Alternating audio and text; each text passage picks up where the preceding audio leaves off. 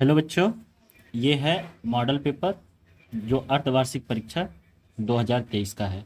ठीक है, ये कक्षा 10 का है।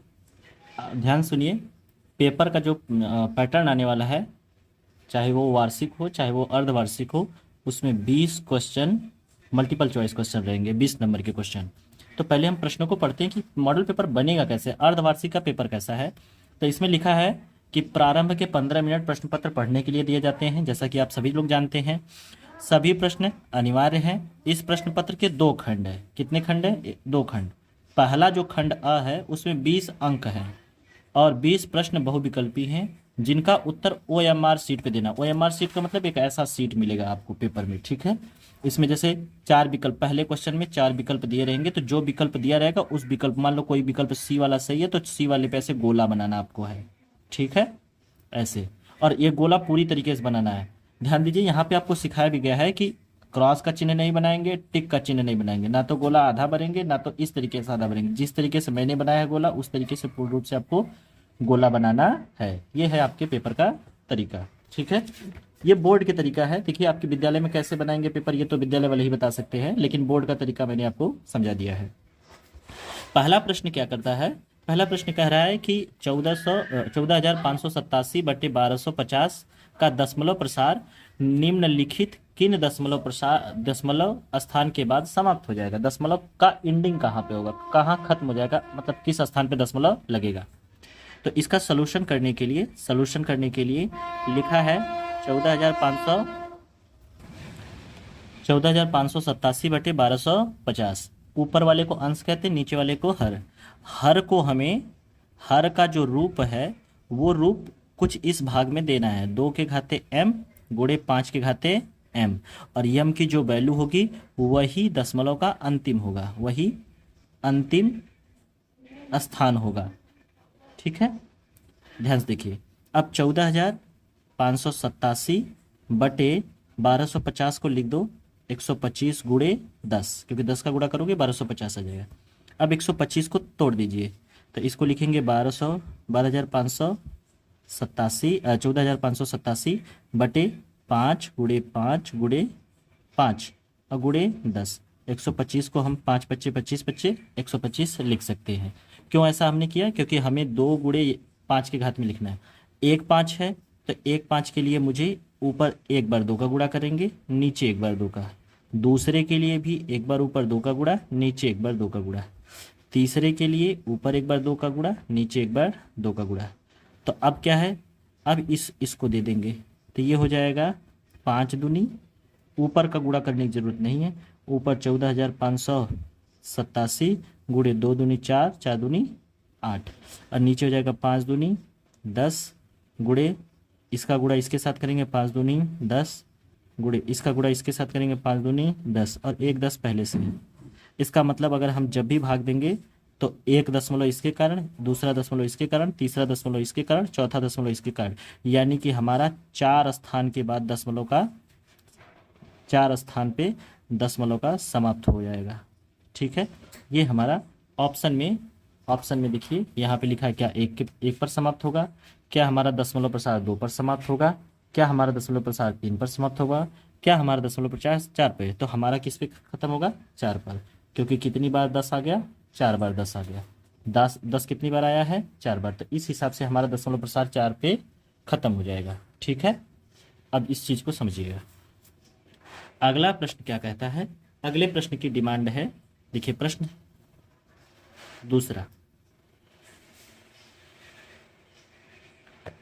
दूसरे प्रश्न में क्या कह रहा है? लस 132 और 288 का, ये संख्या है, और इन दोनों का लस, जैसे उसने लिखा है लस, और किसका लस? 132 का और 288 का। किसका लस?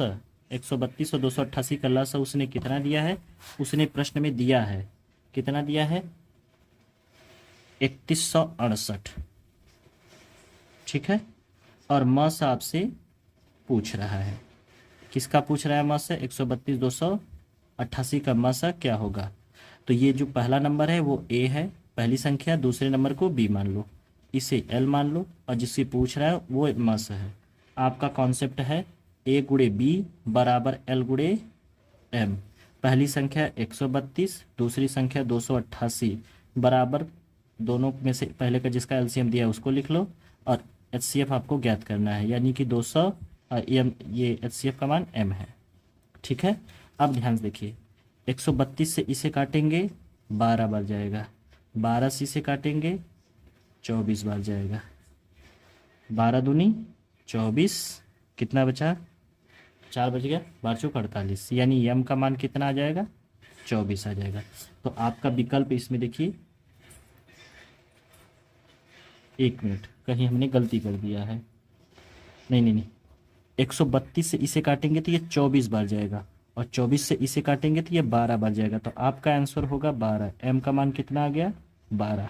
ठीक है, अगर हम इससे काटते तो 12 बार जाता, हमने 132 से काटा तो कितनी बार जाएगा, 24 बार जाएगा। 132 चौका 3168 होता है, 132 24 3168 होता है। ठीक है, आगे देखते हैं, एक बार फिर से देख लीजिए, 132 से 3168 को काटेंगे 24 बार जाएगा और फिर 24 से 288 को काटेंगे 12 बार जाएगा, तो एम का मान कितना जाएगा, 12। आपका विकल्प कौन सा सही है, इसमें 12 सही है।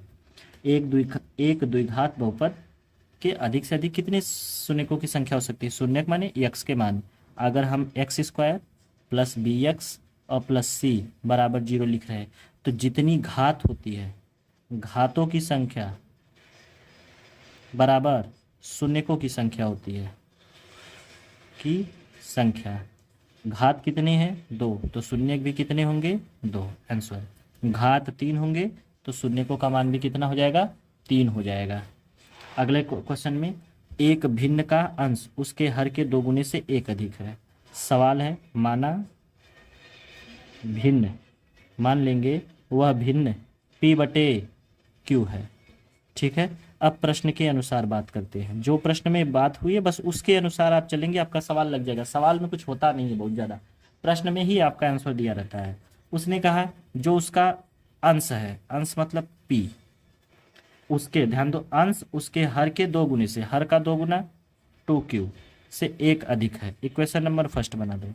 फिर दूसरा, यदि हर में 3 जोड़ दिया जाए, हर में 3 जोड़ दिया जाए, तो यदि हर में 3 जोड़ दिया जाए तो भिन्न का मान 1 हो जाता है। तो भिन्न जो है p/q है और इसमें 3 जोड़ दो तो इसका आंसर कितना आ जाए 1, इसका गुणा कर दो तो p = हो जाएगा q + 3। इक्वेशन नंबर 2, p का मान 2q + 1 भी है और p का मान q + 3 भी है। देखो क्या बात है, p का मान 2q + 1 भी है और p का मान q + 3 है, इसका मतलब कहीं ना कहीं ये दोनों आपस में क्या होंगे, बराबर होंगे। तो जब बराबर होंगे तो हम क्या करेंगे, लिखेंगे 2q + 3 किसके बराबर, p plus q + 3, q 2q + 1 है, 1 मिनट सॉरी, देखिए 2q + 1 है, तो 2q + 1 बराबर q + 3, q को इधर भेज दो तो 2q - q और +1 को उधर भेजो तो 3 - 1, यहाँ हो जाएगा q, यहाँ हो जाएगा 2, तो q का मान कितना आ गया, q का मान आ गया 2। अब ध्यान से देखिए, p का मान 2q + 1 है और q का मान खुद है 2 है। यहाँ q का मान, p का मान देखिए कितना है, यहाँ पर p का मान है 2q + 1, तो अब हम लिखेंगे p बराबर 2q + 1 और q का मान 2 है, तो ये हो जाएगा 1, कितना हो गया, 2 दूनी 4 1 5, तो p का मान कितना आ गया, 5 आ गया। अगर p का मान 5 आ गया तो हमारा भिन्न क्या है, भिन्न है हमारा p/q, भिन्न का मान क्या है p/q, p का मान 5 है और q का मान 2 है, तो भिन्न हमारा क्या हो जाएगा, हमारा भिन्न हो जाएगा p/q यानी कि 5/2, यानी आपका ऑप्शन कौन सा सही हो जाएगा, 5/2। ठीक है, क्वेश्चन आपको दिख रहा है कि नहीं दिख रहा है। ठीक है, अगला प्रश्न के बारे में बात करते हैं। ये क्वेश्चन है आपका क्वेश्चन नंबर 5। देखिए ये क्वेश्चन जैसा बनाएगा बुक वैसी बात कर रहे हैं, ये मॉडल पेपर है और ऐसा नहीं है कि आपके पेपर में ऐसा ही आएगा, ऐसे आने की संभावनाएं हो सकती है, पेपर में ये सब हो सकता है, तो उसके लिए हमारे पास लॉजिकल बात होनी चाहिए।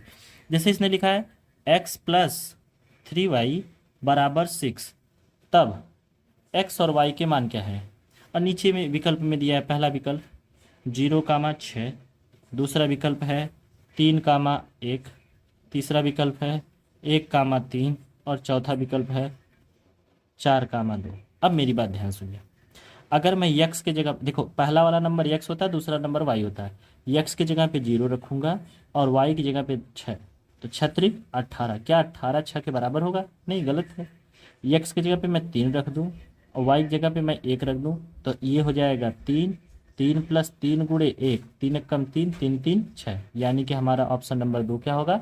सही होगा। जो मान दिया उसी को रख दो, उसमें एक्स वाई के मान यहाँ दिए उसमें रख दो, जो बराबर आ रहा है वो सही है, जो नहीं आ रहा है वो गलत है। इतनी सी बात है। अगला देखते हैं क्या लिखा है। x² + 6 बराबर लिखा है 1/10। अब इस प्रश्न को हल करना है। कैसे हल करेंगे? कुछ नहीं करना है, सीधे क्रॉस मल्टीप्लाई कर दो। तो 10 का गुणा यहाँ हो जाएगा 10 और इसका गुणा यहाँ हो जाएगा x² + 6। हाई 6 प्लस है, इधर आ जाएगा, तो 10 - 6 बराबर कितना हो जाएगा? x² हो जाएगा। अब ध्यान से देखिए, x², 10 में से 6 गया तो 4 बचा, 4 बराबर x²। तो अगर x² का मान 4 है तो x का मान जाहिर सी बात है प्लस माइनस कितना होगा? 2 होगा। ये हमारा x का मान हो गया। तो प्रश्न को कैसे हल करना? प्रश्न बहुत कठिन नहीं आते हैं, प्रश्न बहुत आसान आते हैं, बस इसको समझना होता है। अब आगे आगे के प्रश्न को देखने के लिए हम लोग आगे बढ़ते हैं, ठीक है। एक प्रश्न है, कह रहा है यदि समीकरण के, यदि 3x² - 12x + k = 0 के मूल क्या है? बराबर है। अगर मूल बराबर है तो हमने सिखाया b² = 4ac होता है। कब? जब मूल बराबर हो, मूल बराबर हो। हमने ये भी बताया है b² - 4ac का मान अगर 0 से छोटा है तो मूलों का अस्तित्व नहीं होगा, मूल का कोई अस्तित्व नहीं होगा, कोई अस्तित्व ही नहीं होगा, ही नहीं होगा। और हमने ये भी बताया है अगर b² - 4ac का मान 0 से बड़ा होगा तो मूल वास्तविक होंगे, होंगे होंगे और इसी के साथ साथ असमान होंगे। क्या होंगे? असमान। देखिए पेपर है, थोड़ा हम तेज़ लिख रहे हैं, राइटिंग को समझने का प्रयास कीजिएगा हमारे, ठीक है। बहुत ज़्यादा हम आपको डिटेल में नहीं बता सकते हैं और ना ही बहुत सुंदर लिख सकते हैं इस समय। अब हमारे प्रश्न में क्या है? मूल बराबर है। जब मूल बराबर है तो b² बराबर क्या होना चाहिए? 4ac। क्वेश्चन में दिखा है, प्रश्न में है, क्वेश्चन में क्या है? 3x² - 12x प्लस का k बराबर का 0। a का मान यहाँ पे 3 है, b का मान -12 है और c का मान k है। हमारा प्रश्न है b² बराबर 4ac। b² माने -12 का स्क्वायर बराबर 4, a का मान 3 और c का मान k, ठीक है। 12 × 144 और ये 4×3 12 गुणे k, 12 से 12 काट देंगे, ये 12 बार जाएगा। k का मान कितना आ गया? 12। बहुत ही आसान प्रश्न है, k का मान आ गया हमारा 12, तो ऑप्शन नंबर डी सही है। प्रश्न संख्या 8 को देखते हैं। 8 प्रश्न हमने लगाए, 8 प्रश्न माने केवल अभी 8 नंबर के प्रश्न किए हमने, ठीक है। आगे भी हमें बहुत सारे प्रश्न करने हैं और प्रश्नों की संख्या लगातार हमारी जारी रहेगी। 20 क्वेश्चन हम आज लगभग कर देंगे, हो सकता है ज़्यादा कर दें, क्योंकि जितना ज़्यादा प्रश्न करेंगे, अभी 8 क्वेश्चन करने में 13 मिनट का वीडियो रिकॉर्ड हो चुका, 14 मिनट का। एक प्रश्न है, त्रिभुज ABC में के आधार BC के समांतर। देखिए ये चैप्टर अभी आप लोग को ट्रायंगल चैप्टर पढ़ाया नहीं गया है, पढ़ाया नहीं गया, तो इसके लिए बात ध्यान से समझिएगा। ये एक त्रिभुज ABC है, ठीक है। अगर इस त्रिभुज के किसी भी भुजा के सामने, मान लेते इस BC के समांतर मैंने एक रेखा यहाँ से ऐसे खींच दी, ये रेखा PQ है, ठीक है। PQ BC के क्या है? समांतर है। अगर PQ BC के समांतर रेखा है तो याद रखिएगा, यहाँ मान लेंगे x और ये है y, ये है a, ये है b, तो याद रखिएगा x/a हमेशा बराबर होगा y/b, y/b। इनका अनुपात हमेशा बराबर होगा, माने इतना बटे इतना बराबर इतना बटे इतना। ऊपर वाला भाग बटे नीचे वाला भाग बराबर ऊपर वाला भाग बटे नीचे वाला भाग, ये हमेशा नियम है। प्रश्न में भी यही कह रहा है कि त्रिभुज ABC में BC जो है एक समांतर PQ के खींचा गया है। PQ और BC का अनुपात एक संबंधित 3 है। तो बताइए AP और PB का, तो AP PB का, तो यहाँ पे बस नाम बदल दिया है। अनुपात जब भी अगर समांतर रेखा होगी तो अनुपात समान होगा। तो अनुपात समान होगा। तो अगर इसका अनुपात एक संबंधी 3 है तो AP अपान BP का भी अनुपात एक संबंधी 3 ही होगा। इसमें सोचने की बात नहीं है। देखो इसी प्रश्न को, जो छठवां प्रश्न है, इसी का अपोजिट बना दिया है उसने। अगला प्रश्न क्या बनाया है उसने, देखिए कह रहा है यदि त्रिभुज की दो भुजाओं का अनुपात समान अनुपात में विभाजित हो तो तीसरी भुजा क्या होगी। अभी हमने बताया अगर समांतर होगी तो अनुपात समान होंगे, और अगर अनुपात समान है तो भुजा क्या होगी, समांतर होगी। तो यहाँ पे हमारा ऑप्शन क्या हो जाएगा, समांतर होगी। एक है इन दोनों बिंदुओं को मिलाने वाले रेखाखंड का के मध्य बिंदु का निर्देशांक क्या होगा। हमने आपको पढ़ाया है अगर एक रेखा खींची जाए, ठीक है, ये x1 y1 है और ये x2 y2 है, और अगर इसको बीचों बीच से विभाजित किया गया तो x और y का मान क्या होगा। तो आपने पढ़ा है x बराबर x1 plus x2 divided by 2, y बराबर y1 plus y2 divided by 2। x1 y1 यहाँ पे x1 का मान -2 और 6 है y1 का मान, और x2 का मान -2 कामा 10 है। बस निकालो x बराबर x1 का मान -2 और x2 का मान -2 बटे 2, ठीक है। x बराबर हो जाएगा -4 बटे 2, काट देंगे, x का मान आ गया -2, ठीक है। y का मान क्या हो जाएगा, y का मान हो जाएगा, ध्यान सुनिए, +6 और +10 बटे 2, y का मान हो जाएगा 16 बटे 2, काट देंगे 8 आ जाएगा। y का मान कितना आ गया, y का मान आ जाएगा 8, ठीक है। तो हमारा जो x का मान हो गया ये हो गया -2 कामा 8। अब -2 कामा 8 कौन सा ऑप्शन है, ऑप्शन नंबर सी है।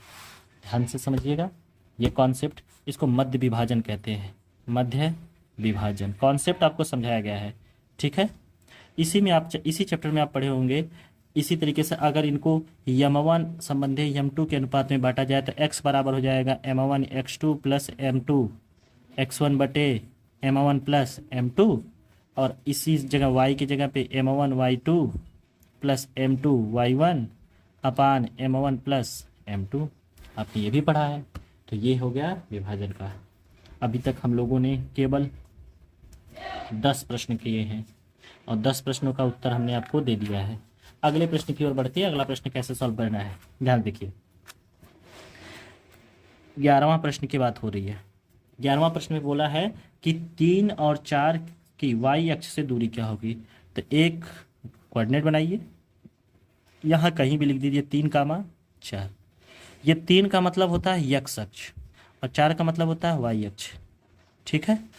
x अक्ष पे 3 दूरी पे जाएंगे आप, ठीक है, ये हो गया 3, और y अक्ष पर 4, यानी ये लंबाई हो गई 4। अब उसने क्या पूछा है, y अक्ष से दूरी, तो ये y अक्ष है, ये कितनी दूर पर है, ये 3 है ना, क्योंकि ये भी 3 है तो ये भी कितना होगा 3। तो ऑप्शन में आपके हो जाएगा 3 इकाई। उसके बाद 12वां क्वेश्चन करते हैं हम लोग।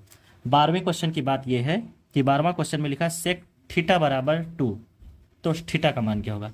आपने सेक थीटा का मान लिखा है 2, तो थीटा का मान क्या होगा, जाहिर सी बात है सेक थीटा बराबर किसका मान होता है, सेक 60 का मान होता है। काट देंगे, थीटा का मान कितना आ गया 2, 60 आ गया, कितना आ गया 60। तो इस तरीके से आपका ऑप्शन क्या हो जाएगा, सी।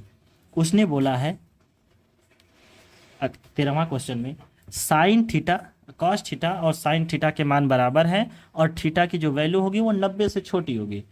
अब आपको हमने चार्ट भी बनवाया था, साइन थीटा और कॉस थीटा का मान कब बराबर होता है। अगर आपको चार्ट होगा तो आप सीधे आंसर बता देंगे, अगर नहीं आ रहा है तो कैसे बताना है। तो आप साइन थीटा को साइन थीटा ही लिखिए, कॉस थीटा की जगह पे आप लिख दीजिए साइन 90 माइनस थीटा।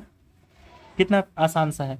हमने बताया था कॉस थीटा को ये लिख सकते हो, साइन से साइन कैंसिल कर दीजिए, थीटा बराबर हो जाएगा 90 माइनस थीटा। ये माइनस थीटा इधर आ गया तो माइनस थीटा और प्लस ये वाला थीटा आ गया इधर 90, 2 थीटा बराबर 90, ये काट देंगे तो थीटा का मान आ जाएगा 45।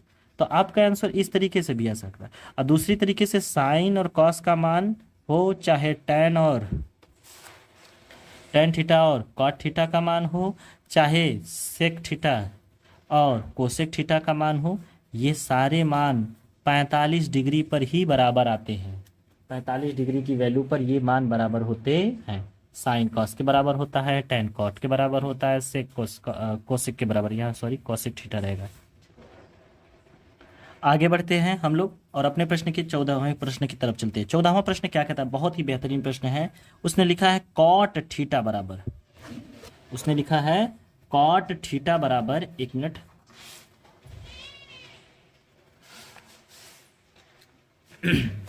उसने लिखा है कॉट थीटा बराबर, यहाँ सॉरी उसने लिखा 3 cot theta, 3 cot theta value 4 दिया है और सेक थीटा की वैल्यू पूछ रहा है, सेक ए की वैल्यू, थीटा की जगह पे ए लिखा है, सॉरी कुछ नहीं करना है बच्चों, आपको ऐसे बहुत सारे प्रश्न मैंने करवा चुका हूँ। 4/3 कर दो। अब आपको पता है कॉट थीटा बराबर होता है आधार बटे लंब, बस एक ऐसा लाइन खींचो, आधार मान लो, लंब मान लो, आधार की वैल्यू 4 है, लंब की वैल्यू 3 है, तो पाइथागोरस थ्योरम लगा दो, ये वैल्यू 5 आ जाएगी। अब उसने सेक ए का मान पूछा है, तो सेक ए बराबर होता है कर्ण बटे आधार। कर्ण की वैल्यू कितनी है, कर्ण की वैल्यू तो 5 है और आधार की वैल्यू 4 है, तो सेक ए का मान कितना आ जाएगा, 5/4। आपका ऑप्शन नंबर बी सही है। अच्छा, 13वें का ऑप्शन नंबर सी सही है। ठीक है, समझ में आ रहा है आप लोगों को। उसके बाद हम लोग आगे बढ़ते हैं और प्रश्न नंबर 15वां करते हैं। 15, हमारा टारगेट है कि आज 20 प्रश्न तक करना है हम लोगों को। 15वां प्रश्न, 6 सेंटीमीटर त्रिज्या वाले एक वृत्तखंड जिसका कोण 60 डिग्री है का क्षेत्रफल कितना होगा। कितना आसान से क्वेश्चन है। रेडियस दिया है 6 सेंटीमीटर और थीटा दिया है 60 सेंटीमीटर। हमें वृत्तखंड का क्षेत्रफल ज्ञात करना है।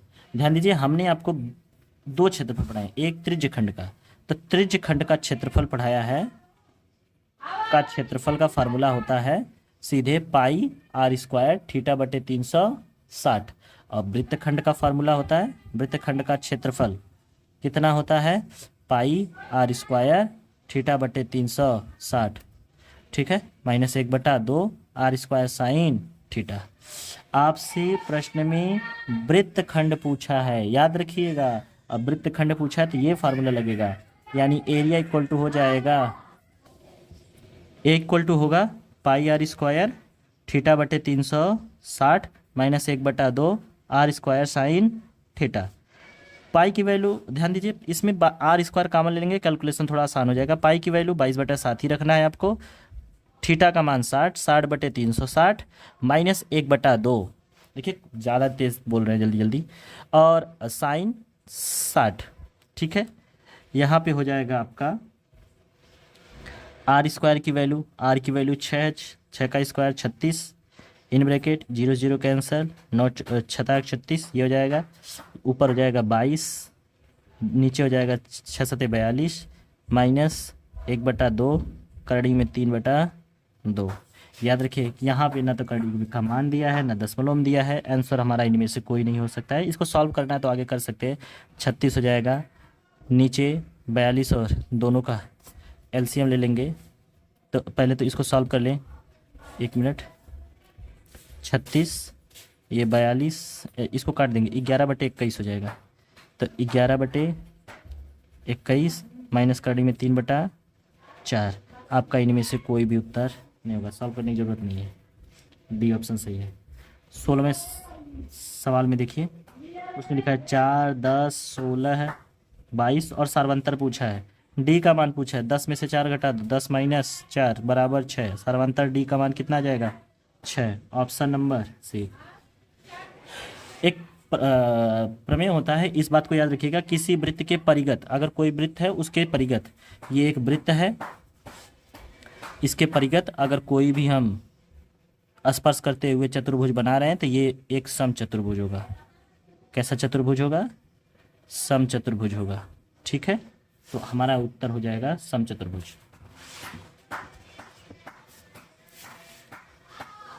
ध्यान सुनिए, एक बैडमिंटन खेलने के लिए प्रयुक्त की जाने वाली शटल कॉक, जो कॉक होती है, कॉक का आकार देखेंगे आप ऐसा होता है, ये कॉक होता है ऊपर से, और नीचे यहाँ गोला लगा रहता है। ठीक है, तो इस कॉक में क्या क्या है, एक तो ऊपर शंकु है, नीचे गोला है, तो हमारा ऑप्शन क्या हो जाएगा, शंकु और एक गोला होता है। ठीक है। बारंबारता के लिए माध्यिका के बीच संबंध क्या होता है, माध्यिका के बीच संबंध होता है कि इसका ऑप्शन नंबर सी, बहुलक 3 माध्यिका बहुलक बराबर माध्यिका 3 गुणे माध्यिका -2 गुणे, तो आपका संबंध ये हो जाएगा। ठीक है।